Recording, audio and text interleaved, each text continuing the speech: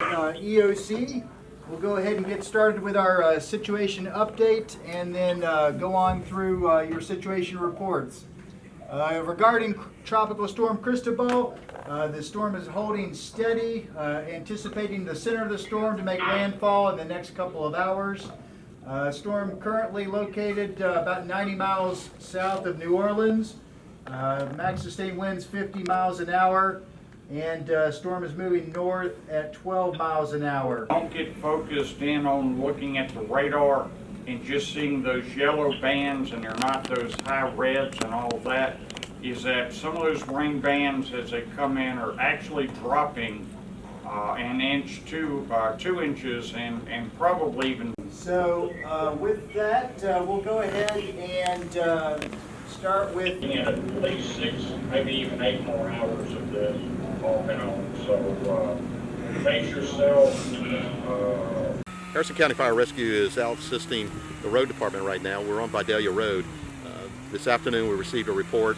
Someone came into one of the stations, advised that a tree was down across Vidalia Road, blocking both lanes. So our units responded initially, found the tree, and started working on clearing the road. We called the road department in, and now we're assisting them in removing the rest of the tree from the road. We were able to get one lane open. This is typical of the tropical storm type of calls that we're getting. We've had numerous calls of limbs down, power on power lines sparking. We've had quite a few calls for accidents. We're seeing people that are still out driving around, and especially on the interstate, we've had several because of the conditions, the wind, the rain, driving conditions were not optimal, and we'll have several accidents there where people have ran off the road and rolled over. So it's a typical weather event.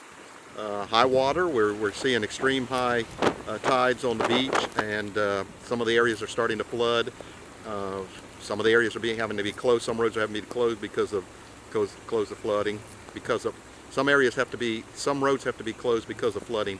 Right now we're concerned about making sure water doesn't get in anybody's home or nobody gets trapped. And of course our fire response is going to be affected to some areas that the roads are impassable and we're not able to get a fire truck down if we do have a fire. So all of those things are concerns.